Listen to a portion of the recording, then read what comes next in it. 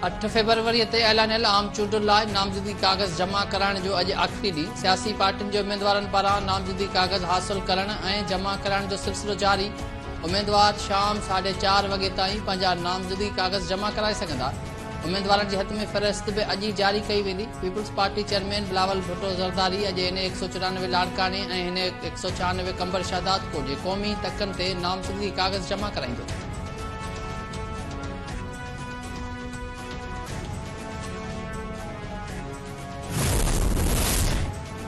गज़ा ते इसराइली वहशियानी बमबारी जारी। 24 कलाकनि में वधीक हिक सहाफ़ी समेत 200 फ़लस्तीनी शहीद। यहूदी फ़ौजी बमबारी में शहीद फ़लस्तीनियुनि जो अंग 20,000 खां वधी वियो। शहीदनि में 101 सहाफ़ी बि शामिल।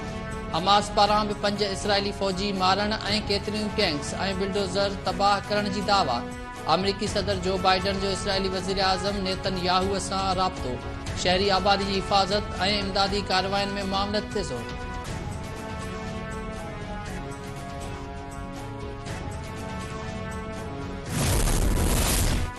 खैबर पख्तूनख्वा जे इलाइक़े एबटाबाद में बाहि लॻण खां पोइ हिक घर जी छित किरी पई। हिक ई कुटुंब जा 9 ॼणा दॿिजी फौत। रेस्क्यू मूजिबि त रेहड़ी ॻोठ में शॉर्ट सर्किट सबबि हिक घर जी छित ढही पई। मलबे हेठां दॿिजी वियल 9 ॼणनि जा लाश कढिया विया। रेस्क्यू ऑपरेशन मुकमल।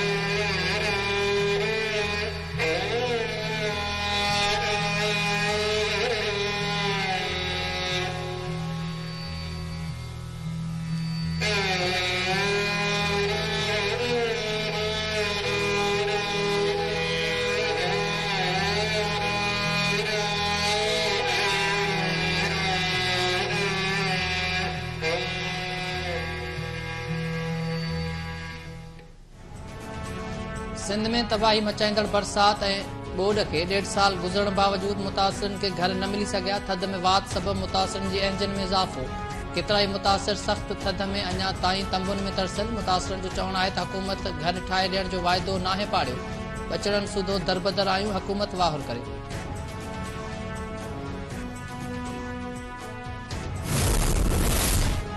सीता रोड भरिसां नौजवान जो वड़ में फाहो खाधल हालत में लाश हथ। ॻोठ दिलो खोखर वासी नौजवान सुधीर चांडियो जो वड़ में टंगियल लाश हथ आयो। वारसनि मूजिबि नौजवान जी ज़ाल 2 हफ़्ता अॻु फोत थी वई हुई, जंहिं सबबि हू तमामु घणो परेशान रहंदो हो।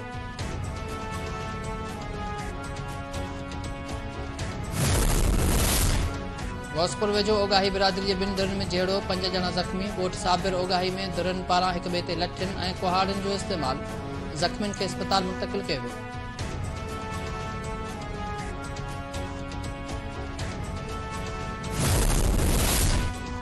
ऐं पर्थ टेस्ट दौरान ज़ख़्मी थियल पाकिस्तान क्रिकेट टीम जे फास्ट बॉलर खुर्रम शहज़ाद जी मेलबर्न खां ॾेह वापसी।